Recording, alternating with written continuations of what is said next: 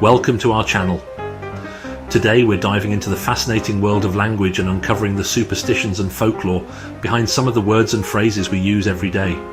You know, we humans have this funny habit of attaching strange beliefs to ordinary things. It's as if we can't help but seek explanations for the unknown, even if those explanations involve knocking on wood or fearing a particular date on the calendar.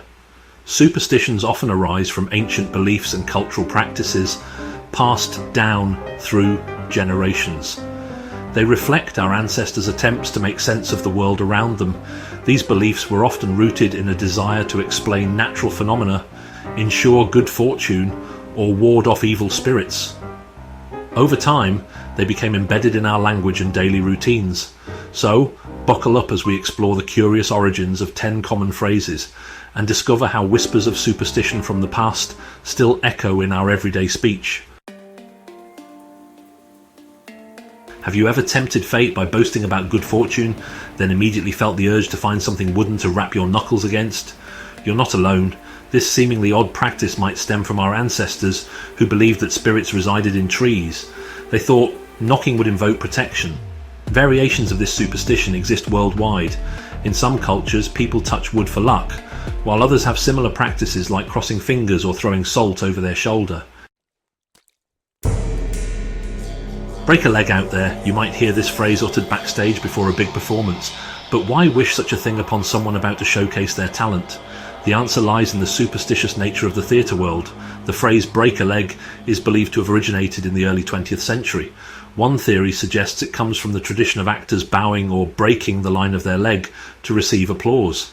Another theory links it to the idea of wishing someone good luck by invoking the opposite, a common superstition. Variations of this phrase exist in different cultures, each with its own unique twist on wishing performers well. From a whisper to a scream, a chaotic scene can quickly descend into pandemonium. But this word, often used to describe utter chaos, has a more specific origin. We can thank the poet John Milton for this evocative term. Milton coined pandemonium in his epic poem Paradise Lost to describe the capital of hell. The term combines the Greek words pan, meaning all, and daimon, meaning demon. Over time, it evolved to describe any place or situation of wild uproar and confusion. Chapter 4. Bless you. A simple sneeze. It's an involuntary reaction, a bodily function, yet for centuries it's been met with bless you or Gesundheit. This seemingly polite custom arose during a time when sneezing could signal something far more sinister.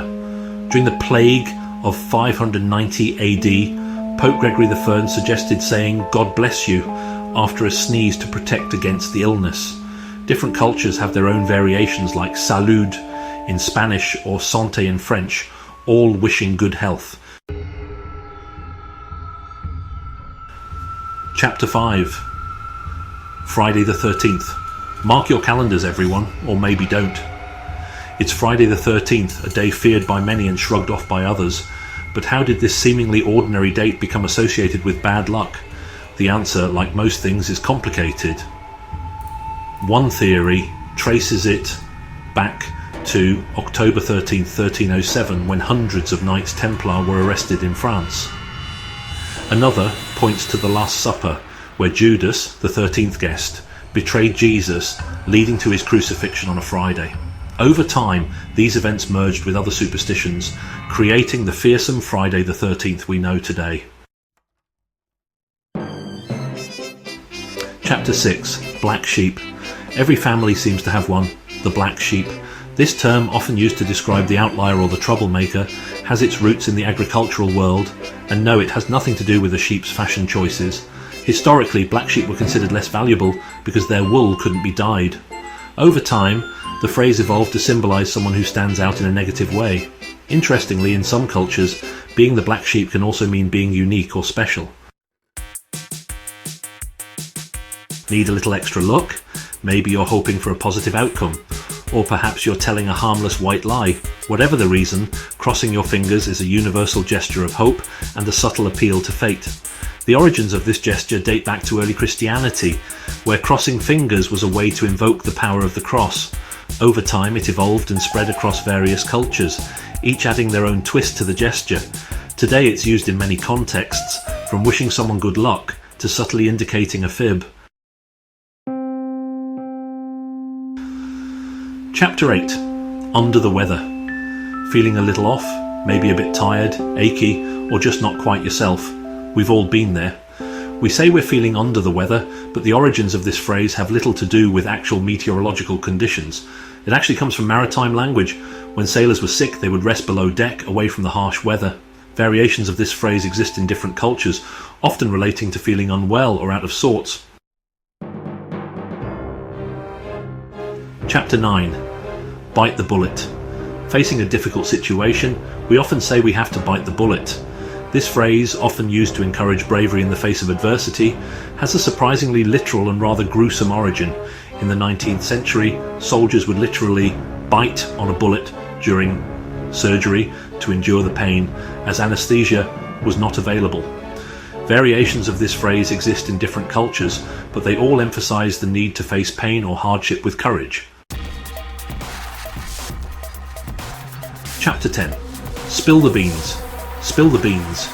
We say it when we're dying to know a secret, urging someone to confess or reveal hidden information. But this phrase, often used playfully, has a surprisingly ancient and politically charged origin story.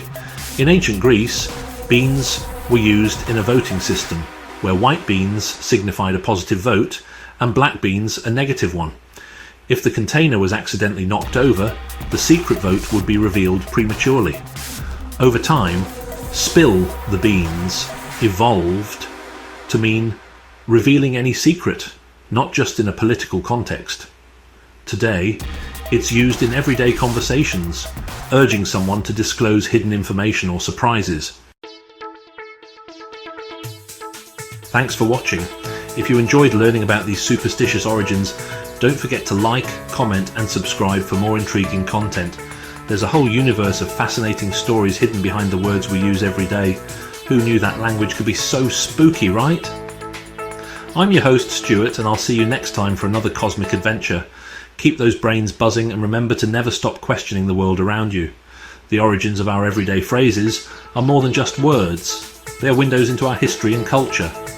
By understanding these superstitions, we gain insight into the beliefs and fears of our ancestors. So the next time you use one of these phrases, you'll know the rich history behind it. Stay curious, keep exploring, and let's uncover more mysteries together. Until next time.